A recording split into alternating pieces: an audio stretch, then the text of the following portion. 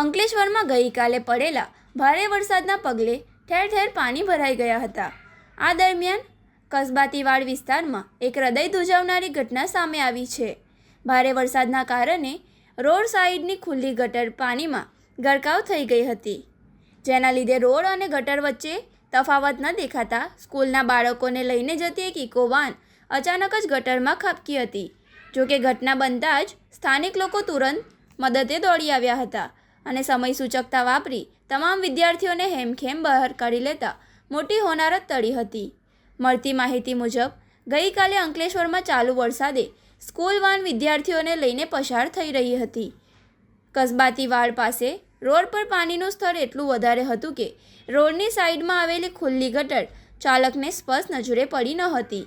અંદાજ ન આવવાના કારણે કારનું વ્હીલ સીધું ગટરમાં ઉતરી ગયું હતું અને કાર એક તરફ નમી પડી હતી.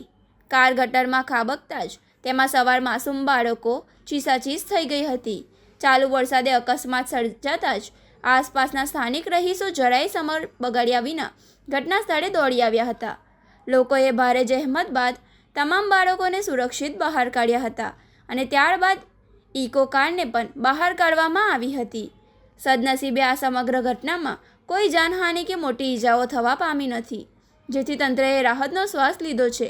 પરંતુ આ ઘટનાના પગલે સ્થાનિક લોકોમાં પાલિકાની પ્રી મોન્સૂન કામગીરી સામે ભારે રોષ જોવા મળી રહ્યો છે.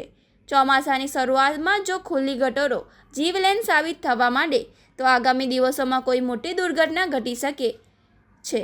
સ્થાનિકોએ આવી ખુલ્લી ગટરો પર તાત્કાલિક ઢાંકણ બેસાડવાની માંગ કરી છે.